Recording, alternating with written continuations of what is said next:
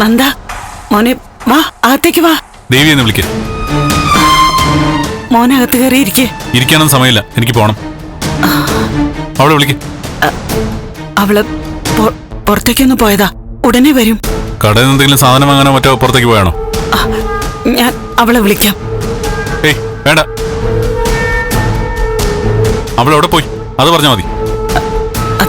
ആശുപത്രിയില്. ആശുപത്രിയിലേക്കോ? അവളുടെ തലയ്ക്ക് വല്ല അസുഖമുണ്ടോ? ഇപ്പൊ മനസ്സിലായില്ലേ അവൾ എനിക്കൊരു വിലയും തരുന്നില്ലെന്ന്? അയ്യോ മോനെ, അങ്ങനെയൊന്നും പറയരുത്. സത്യം പറഞ്ഞ ഞങ്ങൾ ആകെ വിഷമിച്ചിരിക്കുക. നിങ്ങൾ ഇതുവരെ പിരിഞ്ഞിരുന്നിട്ടില്ലല്ലോ. എന്താ കാരണമെന്ന് രണ്ടുപേരോട്ട് പറയുന്നുമില്ല. അവക്കറിയാം, പക്ഷെ അവള് പറയില്ല. അവളെ കൊണ്ട് ഞാൻ പറയിപ്പിക്കും. നന്ദ മോനെ, മോനെ എന്തെങ്കിലും കഴിച്ചിട്ട് പോവാം. കഴിക്കാനും കുടിക്കാനൊക്കെ എനിക്ക് എന്റെ വീട്ടിൽ കിട്ടും. മോനെ, അമ്മ പറയുന്നൊന്ന് കേക്ക്. ഒന്നും പറയണ്ട.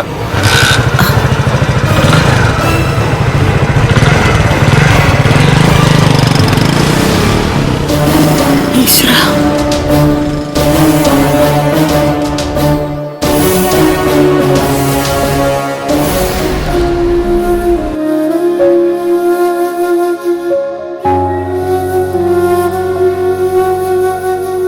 ഋഷി,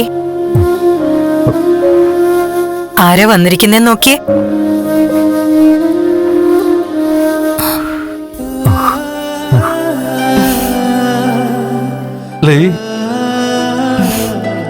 ഇത്രയും നേരം ദേവികയെ അന്വേഷിക്കുകയായിരുന്നു ഋഷി.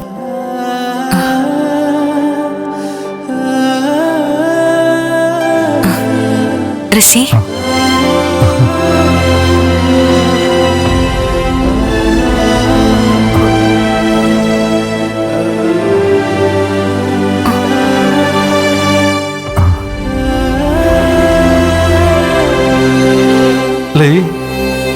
സുഖാണോ ഋഷി?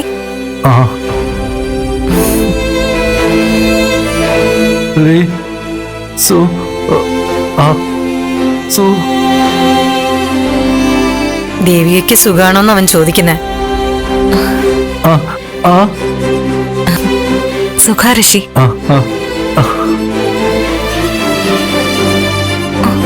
ദേ, മരുന്നൊക്കെ കൃത്യമായിട്ട് കഴിച്ച് മിടുക്കനാവണം. പക്ഷെ മരുന്ന് കൃത്യമായിട്ട് കഴിക്കണമെങ്കിൽ ദേവിക വേണം അവനെ. ഋഷി, എനിക്ക് എപ്പോഴും വരാൻ പറ്റില്ലല്ലോ, ഓരോരോ ആവശ്യങ്ങളില്ലേ.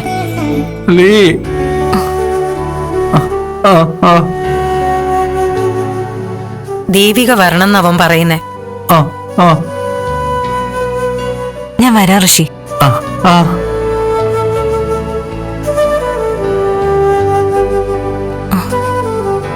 മാഡം,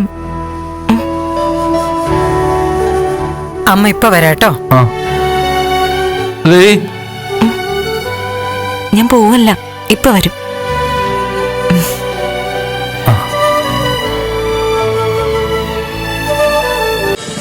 ഫ്ലവേഴ്സ് ഒരുക്കുന്ന കാഴ്ച വസന്തം യൂട്യൂബിൽ പ്രേക്ഷകർക്ക് ലൈവായി കാണാം. ഫ്ലവേഴ്സ് കോമഡിയിൽ ജോയിൻ ചെയ്യൂ, ആസ്വദിക്കൂ.